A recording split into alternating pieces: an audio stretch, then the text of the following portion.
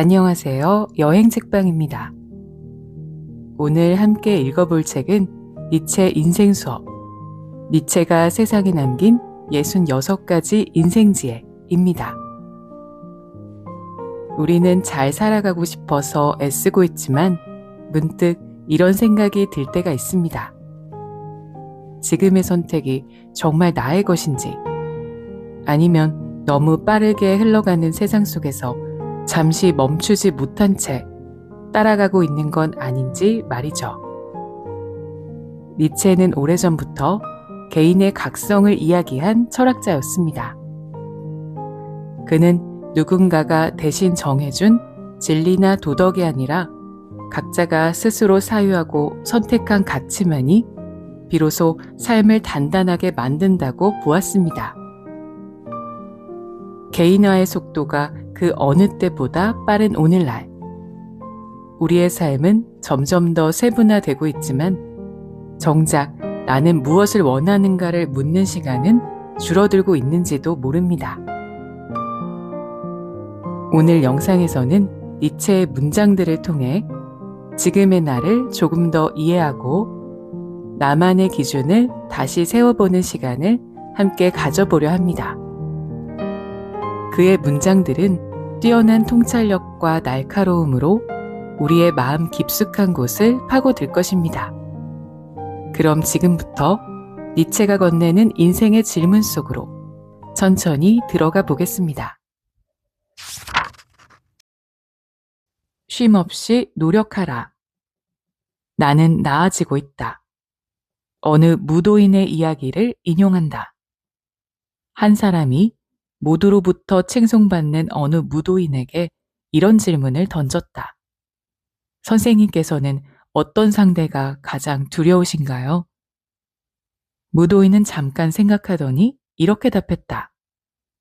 저는 10,000가지의 발차기를 연습한 사람은 전혀 무섭지가 않습니다. 하지만 1가지의 발차기를 10,000번 연습한 사람은 무섭습니다. 그의 말은 시사하는 바가 크다. 10,000가지의 발차기를 수련한 사람은 겉보기에는 굉장히 강해 보일지 모른다. 수련하는 당사자 역시 매일매일 새로운 기술을 터득하는 것이 눈에 보이니 굉장한 뿌듯함을 느꼈을지 모른다. 하지만 그가 누군가와 대련을 벌였을 때 매일같이 새로 터득하는 일에만 몰두했던 그는 자신의 기술 중 무엇 하나도 실전에 사용할 정도로 숙련되지 않았다는 사실에 낙담하고 말 것이다. 하지만 1가지의 발차기를 10,000번 연습한 사람은 정반대의 감정을 느꼈을 것이다. 겉으로 보기엔 똑같은 발차기였기에 어떤 날에는 실력이 늘지 않고 제자리에 머무는 것만 같은 기분에 낙담하기도 했을 것이다. 하지만 누군가와 대련하게 됐을 때 자신이 갈고 닦은 단 하나의 발차기가 장인 수준에 이르렀다는 것을 깨닫고는 두려울 정도의 기쁨과 전율을 느꼈을 것이다. 겉보기에 치중하는 것이 아닌 본질에 집중하고 노력하는 사람이 정말로 강한 사람이다. 높은 곳을 향해서 끊임없이 노력하는 일은 결코 헛된 일이 아니다. 비록 지금 겉으로 보기에는 나아지는 것 같지도 않고 헛된 장난처럼 보일지도 모르지만 조금씩 정상을 향해 나아가고 있는 것만큼은 분명하다고 스스로를 믿어줘야 한다.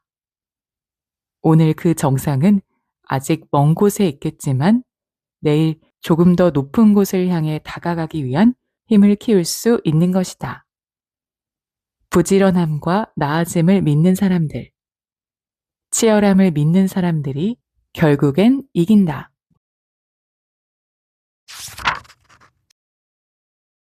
가장 먼저 나 자신에 대해 알아야 한다. 위대해지는 첫걸음. 여기에 거대한 기계가 하나 있다. 이 기계는 어쩌면 일순간의 세상을 멸망시킬 수 있을 정도로 무시무시한 잠재력을 지녔다. 이것을 어떻게 사용하느냐에 따라 세계는 천국처럼 밝아질 수도 지옥처럼 어두워질 수도 있다. 당신은 기계 앞에 서 있다. 당신만이 기계를 조작할 수 있다. 하지만 당신이 그 기계의 사용법을 모르는 상태라면 어떨까? 할 수 있는 것과 해야 하는 것, 위험을 초래할 수 있는 것들을 하나도 모르는 상태로 무작정 기계를 가동만 시킨다면 어떤 참극이 벌어질지 모른다. 사실 꽤 많은 사람에 의해 이러한 가정과 공상은 늘 이어져 왔다. 핵폭발 버튼이 신나게 뛰어놀고 있는 어떤 어린아이 앞에 놓여 있다면 세계는 그 순수하고도 사악한 무지 앞에서 벌벌 떠는 일 말고는 할 수 있는 게 없을 것이다. 당신은 그 기계이다. 그리고 당신과 함께하고 있는 사람 역시 그와 비슷한 하나의 기계이다. 세상을 이루고 있는 개개인이 작지만 거대한 파괴력을 지닌 기계이다. 당신이라는 거인에게는 무엇이든 해낼 가능성이 무궁무진하다. 많은 사람의 생활을 바꿀 수 있고 누군가의 삶 전체를 파괴할 수도 있다. 당신의 선택 하나하나에 따라, 그리고 당신의 미세한 움직임 하나하나에 따라 천국과 지옥이, 즐거움과 절망이 요동친다. 그러니 어쩌면 당신이 가장 중요하게 여겨야 하는 건 당신이라는 거대한 존재에 대해 온전히 이해하고 당신이 가야 할 길을 자각하는 일일 것이다. 당신의 길을 명확하게 파악했다면 당신에게 남은 일은 그 길을 걸어가는 일뿐이다. 당신은 당신을 이해했는가? 나를 구별하는 일은 오직 나에 의해서만 가능하다. 나와 나를 제외한 나머지 세계 전체를 나누는 기준은 내가 나를 알아차렸다는 데에 있다. 그러므로 적절한 분별과 판단을 하지 못하는 것은 범죄 중의 범죄라고 할 수 있을 것이다. 삶에 대한 범죄, 세계에 대한 범죄일 것이다. 그리고 세상에는 죄를 저지르고 있는 사람들의 수가 셀 수도 없이 넘쳐나고 있다. 나는 나에 대해 얼마나 알고 있는가? 이 질문이 진리를 탐구하기 위한, 그리고 초월한 내가 되기 위한 첫 번째 발걸음이 되어줄 것이다. 비난하다 보면 늘 나를 드러내게 된다. 올바른 비판의 방법. 당신은 누군가가 마음에 들지 않는다. 마음에 들지 않는 이유는 그냥 그 사람 자체가 싫어서일 수도, 그 사람이 말하고 행동하는 방식이 잘못되어서일 수도 있다. 당신은 참다 못해 그 사람에게 말을 꺼낸다. 처음에는 조곤조곤 필요한 말만을 건네지만 말하다 보니 점점 감정이 격양되어 목소리도 몸짓도 커져버리고 만다. 그리고 모든 말을 다 건넨 뒤에 주변을 둘러보니 사람들은 어째서인지 그 사람이 아닌 내게 경멸의 시선을 보내고 있다. 남을 비난할수록 내가 미운 사람이 되는 역설이 있다. 내 생각대로라면 분명 그 사람이 징벌을 받고 내가 비난이라는 징벌을 내렸으니 나는 분명 사람들로부터 칭찬받고 존경 가득한 시선을 받아야 할 텐데 생각과는 반대로 나마저도 나쁜 사람이 되어버리는 것이다. 어째서일까? 바로 타인을 향한 과한 비난은 나의 가장 추악한 부분을 드러내기 때문이다. 사람의 내면에는 악이 조금씩 있다. 그리고 사람의 감정에는 가속도가 붙기가 쉬워 그것이 좋은 감정이든 나쁜 감정이든 주체할 수 없이 빠르게 진행되는 순간이 반드시 온다. 타인을 벌하겠다는 생각을 넘어서 그를 파괴해버리겠다는 악한 감정이 드러나기 시작하면 그러한 감정 역시 가속되어 무심결에 필요 이상으로 추악하고 폭력적인 모습을 보여주게 된다. 그러므로 누군가가 비판받을 만한 행실을 보인다고 해서 바로 그에게 본심을 퍼붓기보단 깊숙이 몇 번 호흡을 가져오며 성숙한 표현의 방법을 고민해야 할 것이다.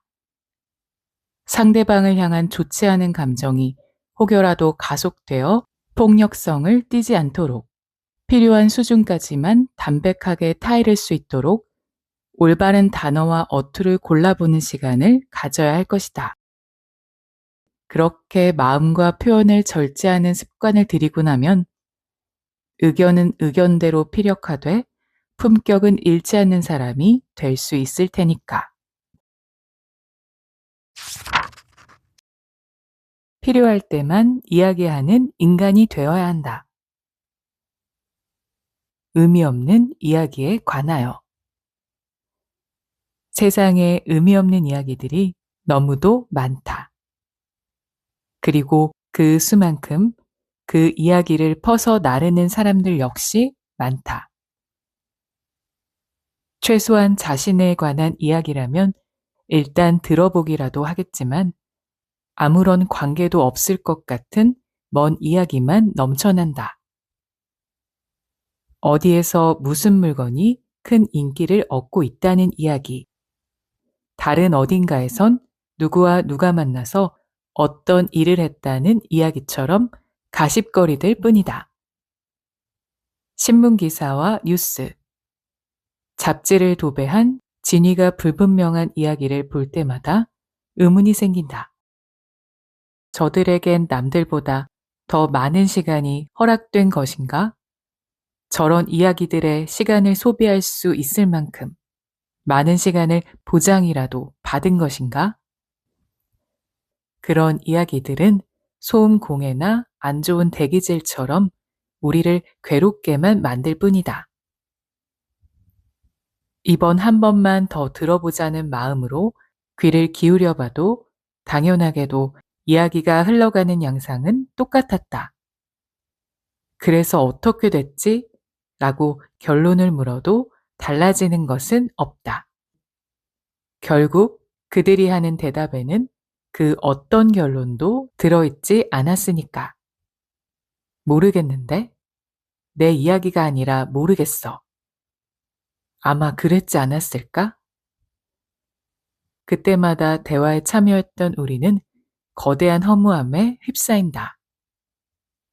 이야기의 결론이나 담고 있는 메시지를 그 누구도 모른다면 이 지난한 대화를 하느라 소모된 나의 에너지와 시간과 인내는 과연 무엇을 위한 것이었나? 그 손실을 누가 보상해 주는가? 없다. 어디에도 없다. 이런 상황을 겪는 것에는 좀처럼 익숙해지질 않아서 사람에 따라서 격한 분노까지 표출하기도 한다. 인간은 침묵해선 안 되는 순간에만 이야기해야 한다. 당연히 말처럼 쉬운 일은 아니겠지만 모쪼록 그러려고 애써야 한다.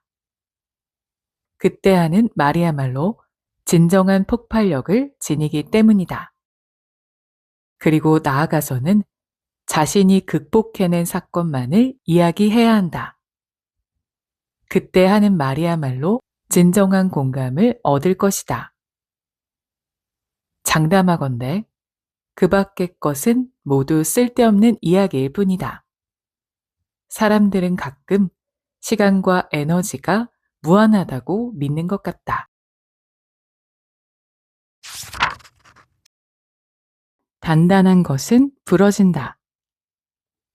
새로워져야 한다. 실험과 검증, 여러 사람의 경험으로 자신의 주장이 뻔히 잘못되었다는 것이 드러났음에도 주장을 굽히지 않는 사람들. 나는 원래 이렇다는 말로 틀린 답을 계속해서 우기는 사람들이 있다. 그래도 말이 통하지 않는 경우 그들은 자신이 지닌 지위나 위력을 이용해 주변 사람들의 동의와 동조를 강요한다. 물론 주장을 바꾸는 것은 쉬운 일이 아니다. 변화를 한다는 것은 강인한 의지가 주도하고 목표로 이끄는 것이다. 변화는 필수다.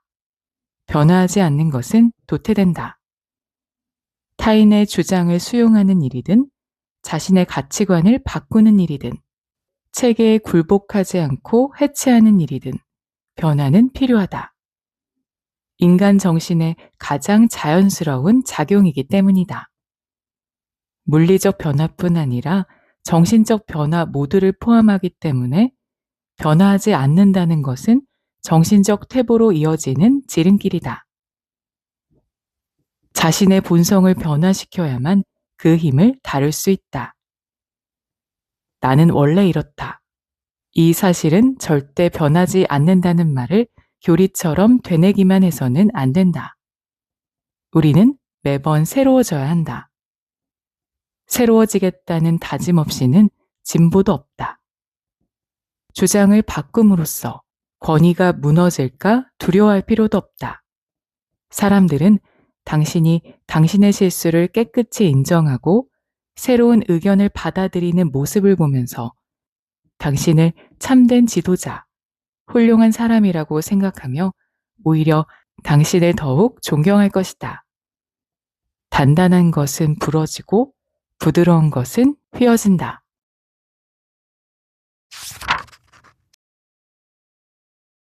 두려움의 대상을 사랑해 볼 것. 시작하는 일에 천재가 되는 법. 시대가 빠르게 흐름과 함께 사회는 점점 복잡해지고 사회를 구성하는 가치 역시 점점 다양해지고 있다. 한때는 농사를 잘 짓고 그를 통해 얻은 재화들로 가족을 이끌어가는 것, 자기 후손 역시 그럴 수 있도록 열심히 생활을 유지하는 것이 한 사회의 구성원으로서 할 수 있는 거의 유일한 일이었지만 이제는 할 수 있는 일도 공부해야 하는 것도 곱절로 많아졌다. 그것은 다르게 말하면 잘 살 수 있는 기회, 성공할 수 있는 기회가 더 다양해졌다는 뜻이 된다. 그야말로 기회의 시대가 열린 것이다. 하지만 기회가 많아졌다고 해서 모두가 똑같이 성공을 거두는 것은 아니었다. 기회는 단지 주어지기만 할 뿐, 그것을 움켜쥐는 것은 결국 해내고자 하는 의지가 있는 사람들이었다. 그들은 앞에서 도사리고 있는 것이 무엇이든 그것이 단 한 번도 접해본 적이 없는 도전이거나 위험해 보이는 일이더라도 주저하지 않고 그것을 향해 달려들곤 한다. 그렇게 남들은 도저히 다가가지 못하는 것을 향해서도 성큼성큼 다가가 막대한 성공과 존경을 손에 넣는다. 사람들은 그 모습을 가만히 지켜보다가 그를 따라 우르르 몰려가지만 그다지 만족스러운 것을 손에 넣지는 못한다. 원래 커다란 영광과 보상은 미지의 영역에 처음 발을 디딘 자의 것이니까. 일도 많고 기회도 넘쳐나는 시대가 되면서 과감함은 점점 더 강력한 매력으로 취급받기 시작했다. 그리고 타고난 매력이나 능력은 어쩔 수 없다고 하더라도 과감함은 후천적으로 손에 넣을 수 있을 것만 같다. 그렇다면 과연 우리는 어떻게 해야 조금이라도 더 과감한 사람이 될 수 있을까? 어떻게 하면 추진력 있는 삶을 살아낼 수 있는 걸까? 시작하는 일에 천재가 되는 방법은 의외로 간단하다. 바로 넓은 사랑을 갖고 맞서는 것이다. 눈앞에 있는 것이 무엇이 됐든 그것을 사랑하고자 하면 마음속에서 많은 화학 반응이 일어나기 시작한다. 사랑은 사전적 의미 그대로 어떤 사물이나 대상을 아끼고 소중히 여기거나 즐기는 마음 또는 그런 일이기에 새로움으로부터 오는 주저함과 두려움을 자연스레 이겨내게 되는 것이다. 마주하고 있는 새로운 무언가로부터 꺼려지는 면, 마음에 들지 않는 점, 오해나 시시한 부분들을 보게 된다고 해도 최대한 즉시 잊으려 해보자. 그 모든 것을 받아들이고 천천히 지켜보려 애써보자. 그러면 곧 그 주변에 무엇이 있고 갖고 무엇이 중요한지 알게 될 것이다. 직면해 보지도 않았으면서 그것이 좋은지 나쁜지를 어떻게 알겠는가? 사랑에 빠져보자. 바다에 몸을 던지듯 그것에 뛰어들어서 수면 아래에 있는 것까지 모든 것을 두 눈으로 똑똑히 바라보자. 변화는 개선이 아니라 새로운 가치를 창조해 내는 것이다. 내면을 꾸며라. 분명 휘황찬란한 명품들로 온몸을 도배했는데 이상하게 하나도 부럽지 않고 멋이 없게 느껴지는 사람들이 있다. 심한 경우에는 나는 저렇게 다니지 말아야지 하는 반감까지 들게 하는 사람들. 아무리 호화스러운 것들로 겉을 꾸며도 사람 자체가 별로면 그것이 비싸 보이지도 멋져 보이지도 않는다. 말쑥한 차림으로 더러운 말과 행동을 하거나 남을 깔보는 사람들을 보면 곧바로 저질스럽다는 말부터 튀어나오는 이유다. 좋게 봐줘야 졸부 그 이상도 이하도 아닌 것처럼 보인다. 아무리 외부를 가꿔도 내면이 바뀌지 않으면 진정으로 변화한 것이 아니다. 이 말은 즉 외부적인 것만으로는 내면의 문제를 해결할 수 없다는 말이다. 반면 성숙한 사람들의 내적인 매력들은 외부의 비루함을 상쇄하고도 남을 정도로 찬란하다. 입고 있는 옷이 수수하고 타고 다니는 차가 번쩍거리지 않는다고 할지라도 뱉는 말과 보여주는 행동 모두에서 품격이 느껴져서 모든 이로부터 멋진 사람이라는 찬사를 받는 것이다. 그런 사람들은 가진 것이 줄어든다고 해서 그리고 세월이 흘러 얼굴 곳곳이 늙어간다고 해서 초조해하지 않는다. 내면에 있는 것들은 여전하기 때문. 어쩌면 더더욱 농익어 더 아름다워졌기 때문이다. 그러므로 당신에게는 외적인 꾸밈보다 내면의 성장이 필요하다. 독서와 명상, 진심으로부터 우러난 배려가 필요하다. 그러한 내면의 업그레이드가 있어야 허영으로부터 초래된 초라함을 벗어내고 오래도록 칭송받는 사람이 될 수 있을 것이다. 시작해야 시작된다. 0 이상의 가능성. 모든 시작은 위험하다. 운전면허를 갓 취득한 사람의 첫 운전은 수많은 사고 가능성을 떠안고 있고 홀로 떠나는 해외여행에는 막연한 불안감과 지내던 곳과는 다른 곳으로 향하는 데서 오는 실질적인 위험 역시 도사리고 있다. 지금껏 내내 타인이었던 사람과 새로 맺는 관계에서는 상대방에 대한 무지 때문에 실수를 할 위험도 그래서 의도치 않게 상처를 주고받을 위험도 도사리고 있다. 그러나 그게 무엇이 됐든 위험할 것 같다는 이유로 시작하지 않으면 정말 아무것도 시작되지 않는다. 가능성의 이야기를 하고 있는 것이다. 아무리 희박한 확률로 성사되는 일일지라도 일단 시작하면 0 이상의 가능성을 갖게 되지만 아예 시작조차 하지 않으면 0이라는 명료하고도 허무한 확률만이 존재할 뿐이다. 그러므로 일이 잘 풀릴지 안 풀릴지 모르지만 확률적으로 위험해질지도 모르는 것과 아무 일도 일어나지 않아서 비참해지는 것. 둘 다 마음에 드는 상황이 아니라면 그나마 조금이라도 성공할 가능성이 있는 쪽을 선택하는 것이 맞지 않는가. 또 누군가는 계획을 제대로 세우지 않았으니 시작할 수 없다는 이유로 주저하고 있을지 모른다. 일단 계획은 실행하면서 다듬어도 된다. 계획 세우기만으로 인생을 끝마칠 수는 없지 않은가. 살아가는 이상 그 계획을 실행하지 않으면 안 된다. 그렇지 않으면 누군가의 계획을 실행하기 위한 도움 역할만 맡게 될 뿐이다.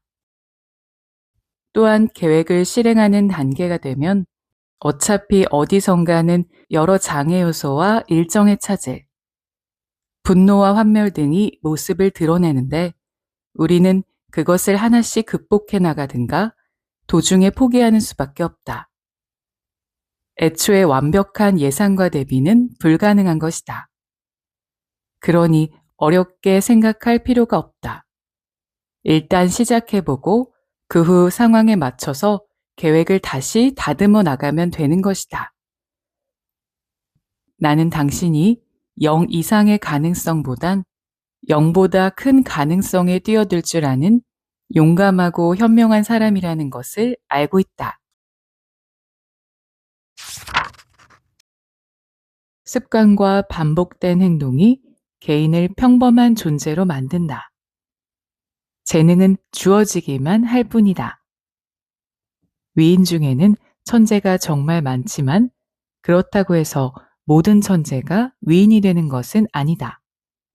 천재는 말 그대로 하늘이 내려준 재능에 불과할 뿐이라 그 재능을 다른 누군가가 대신 키워주는 일은 불가능하기 때문이다.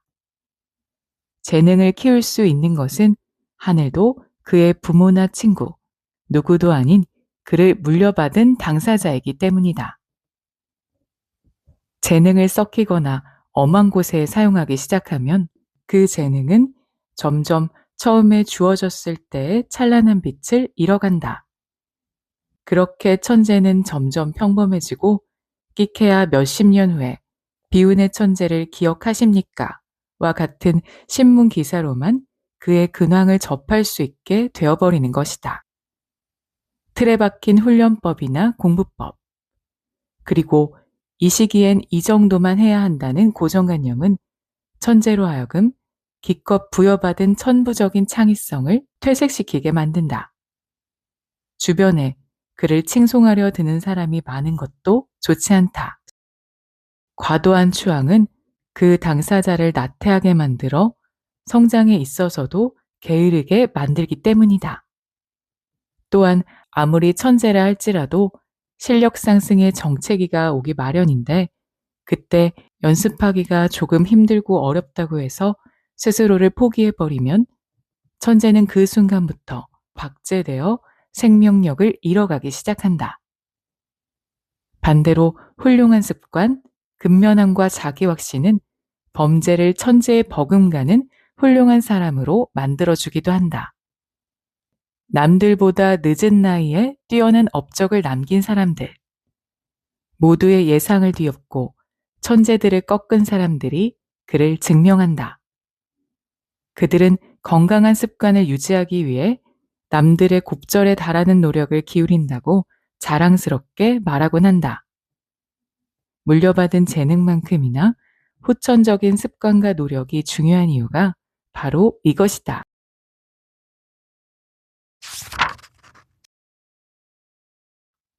평판에 과도하게 매달리지 말라. 평가라는 함정. 그게 무엇이 됐건 그것에 관한 평가와 경험담은 그것을 선택하는 데에 제법 커다란 영향을 미친다.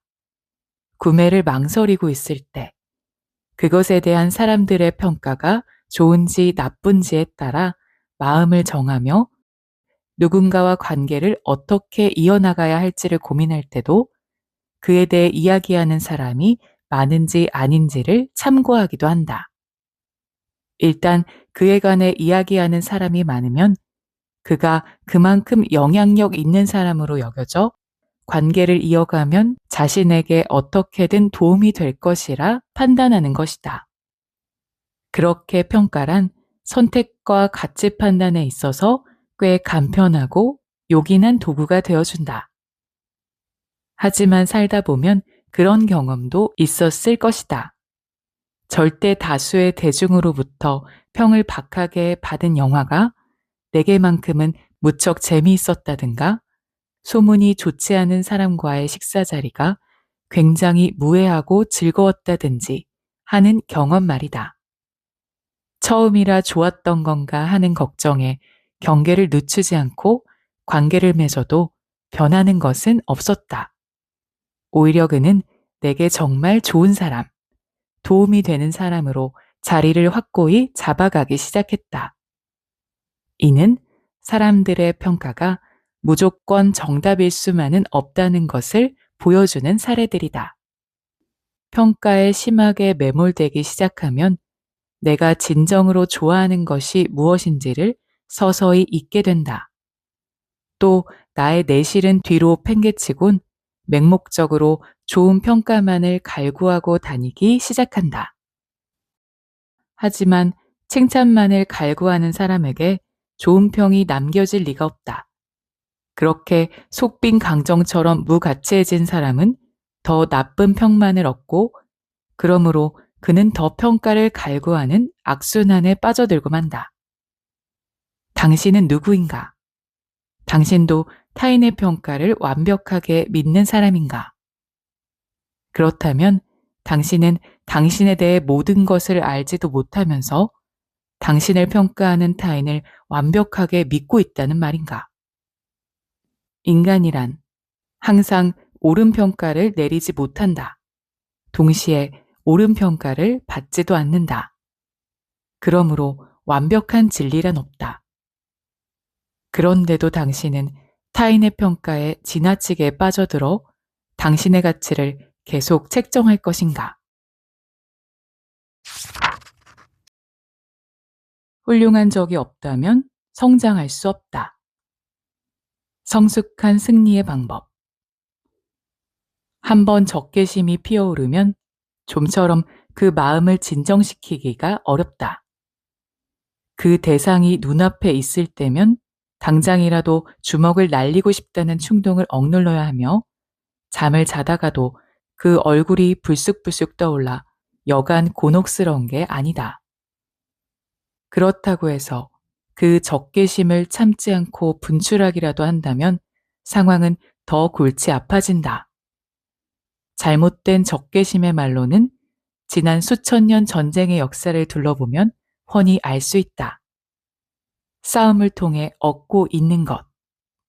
그 싸움에서 가장 중요하게 다뤄져야 하는 가치들이 주객전도되어 살을 취하고 뼈를 내어주는 말 그대로 경제적이지 못한 전쟁이 수도 없이 많았다. 아끼는 신하 한 명을 잃었다는 이유로 수만 명의 병사를 희생시키며 무모한 전투를 벌였던 어리석은 군주의 이야기도 있다. 오직 적과 적의 몰락만을 생각하느라 주변의 평판이 더 악화되는 경우도 비일비재했다. 그를 알고 있었음에도 적개심을 다스리는 일은 늘 쉽지 않다. 과연 불꽃처럼 튀고 용암처럼 끓어오르는 이 마음을 어떻게 하면 좋을까? 방법은 간단하다. 적이라고 부를 수 있는 대상에 대한 관점을 바꾸는 것이다. 적은 반드시 나쁜 존재로 간주되지 않는다. 보복할 수 있는 존재다. 보복할 수 있다는 것은 중요한 도전이 될 수 있다는 것이고 보복이나 용서, 관용을 베풀 수 있는 하나의 기회이기도 하다. 적이라고 느낄 만큼 강한 상대와의 충돌을 통해 개인은 성장한다. 자기 자신을 극복하는 것이다. 가장 어려워했던 적에게 보복하거나 용서하거나 관용을 베풀면서 자기 자신을 초월하는 것이다. 단순히 적을 없애는 것이 아니라 적을 통해 자신의 열정을 제어하고 더 높은 존재로 발전해야 한다.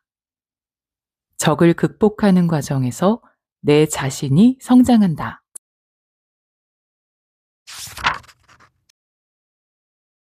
더 기뻐하라. 항상 부족한 것.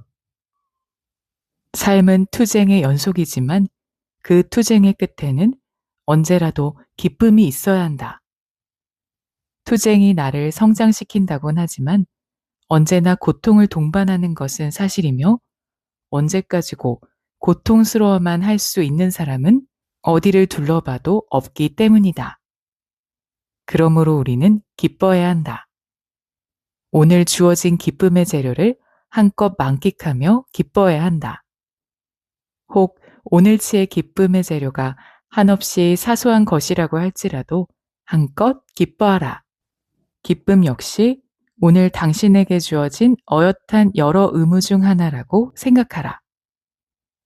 당연한 이야기지만 기뻐하면 기분이 좋아질 뿐 아니라 몸과 마음의 면역력도 강화된다. 살면서 좋은 일만 있을 수는 없을 테고 지금 이후에 언젠가는 슬픈 일도 나를 덮쳐오겠지만 지금 힘껏 기뻐하면 그 슬픔도 지금의 기쁨에 의해 별것 아닌 슬픔으로 흐릿해질 것이다. 그러니 부끄러워하지 말고 참지도 말고 양보하지도 말고 마음껏 기뻐하라. 웃어라. 배를 잡고 웃어라.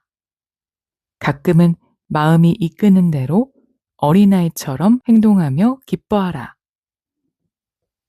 온갖 잡념을 잊을 수 있는 가장 쉬운 방법. 타인에 대한 혐오와 증오를 묽게 만들 수 있는 가장 평화로운 방법. 주변 사람들에게 즐거움을 줄 수 있는 가장 빠른 방법은 기뻐하는 일뿐이다. 기뻐하라. 이 인생을 기뻐하라. 계속 즐겁게 살아가라. 오늘의 영상은 여기까지입니다. 오늘 우리는 니체 인생 수업 속 문장들을 통해 삶을 대하는 태도에 대해 함께 생각해 보았습니다. 이 책이 오늘의 생각을 조금 더 깊게 만들고 내일의 선택을 조금 더 단단하게 만드는 사유의 계기가 되기를 바랍니다. 지금까지 여행책방이었습니다. 지금 여기에서 행복하세요.